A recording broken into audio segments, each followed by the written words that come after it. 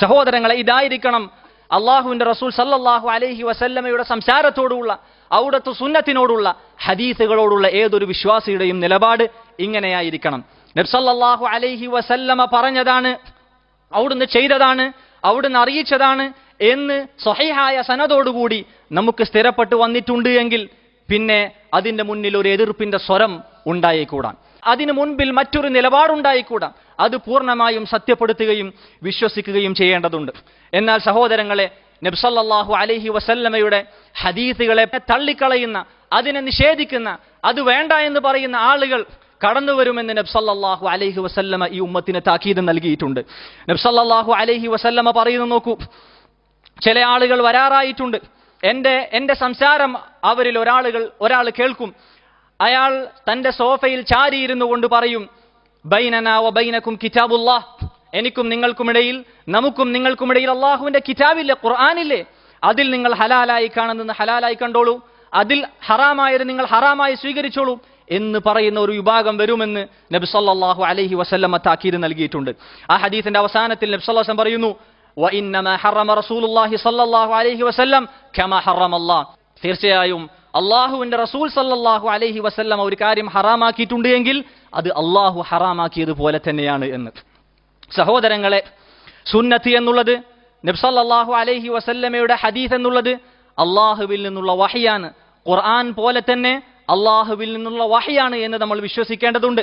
നബി സല്ലല്ലാഹു അലൈഹി വസല്ലമ പറഞ്ഞതായി കാണാം, അലാ ഇന്നി ഊതീതുൽ ഖുർആന വമിസ്ലഹു മഅഹു, അറിയണം, എനിക്ക് ഖുർആനും അതിന്റെ കൂടെ അതുപോലെ മറ്റൊന്നും ലഭിച്ചിട്ടുണ്ട് എന്ന് നബി സല്ലല്ലാഹു അലൈഹി വസല്ലമ അറിയിക്കുകയാണ്. അഥവാ സുന്നത്തിനെ കുറിച്ചാണ് നബി സല്ലല്ലാഹു അലൈഹി വസല്ലമ അത് അറിയിച്ചിട്ടുള്ളത്. സഹോദരങ്ങളെ, ഇങ്ങനെ നബി സല്ലല്ലാഹു അലൈഹി വസല്ലമ അറിയിച്ച എന്തെല്ലാം കാര്യങ്ങളുണ്ടോ അതിനെക്കുറിച്ചെല്ലാം സത്യപ്പെടുത്തേണ്ടതുണ്ട്.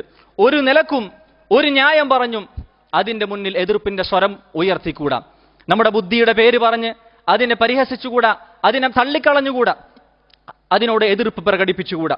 നമുക്ക് അലി റളിയല്ലാഹു അൻഹു പറഞ്ഞതായി കാണാം, ലൗ കാന ദീനു ബിർറഅയി, ഈ ദീന് ബുദ്ധിയുടെ അടിസ്ഥാനത്തിലായിരുന്നുവെങ്കിൽ ലകാന അസ്ഫലൽ ഖുഫി ഔലാ മിൻ മസ്ഹി അലാ, ഖുഫയുടെ അടിഭാഗത്ത് തടവുന്നതായിരുന്നു ഖുഫയുടെ മുകൾ ഭാഗത്ത് തടവുന്നതിനേക്കാൾ കൂടുതൽ യോജിച്ചത്.